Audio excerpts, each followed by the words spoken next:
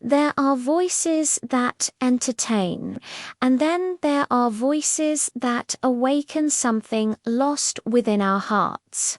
When a shy Filipino boy stepped onto the stage of Ireland's Got Talent, no one expected history to echo through his song.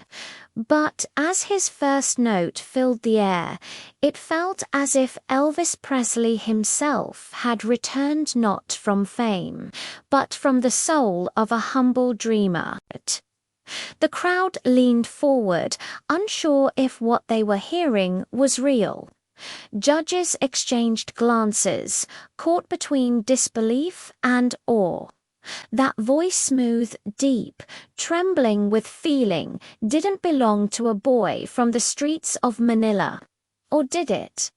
Behind that stage light stood Marco Cruz, a 19-year-old Filipino immigrant who had spent more nights singing to streetlights than to people. His hands still carried the calluses of working in a small Dublin diner. His heart carrying memories of his mother, who had once told him that music could lift even the poorest soul. Beside him in the audience sat Rosa, his mother gentle, resilient, her eyes reflecting years of struggle and hope. She had sold their last piece of jewelry to buy the plane ticket that brought Marco here, whispering a prayer that his voice might find a place in the world. And watching from backstage, quietly recording the moment, was Aidan, his Irish co-worker and closest friend, believer in Marco's voice when no one else had the courage to listen. But what none of them knew was that this performance would do more than just move hearts. It would uncover something deeper, truth buried beneath fame, loss, and longing.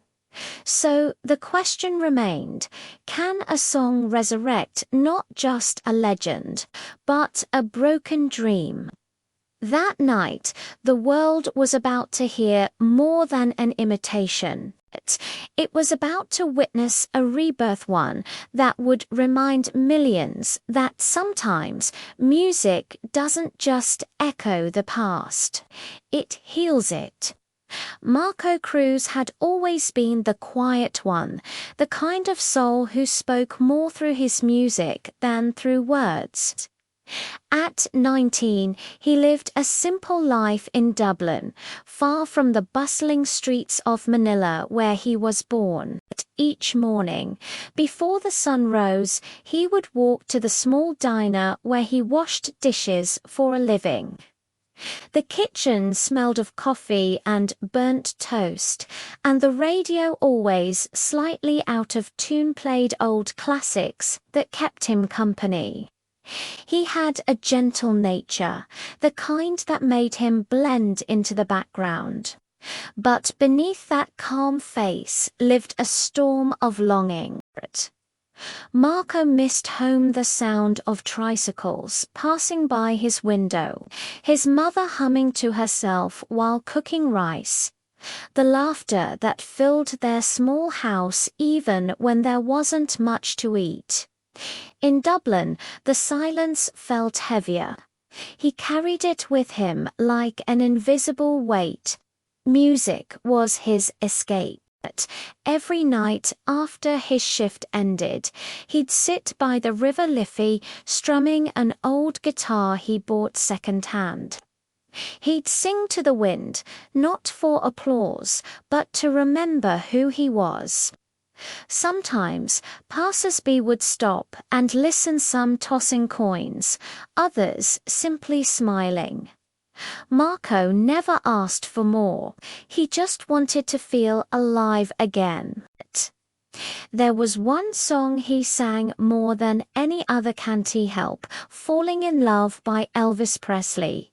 It wasn't just a melody for him, it was a memory. His late father used to sing it when life got hard, his voice trembling but full of faith.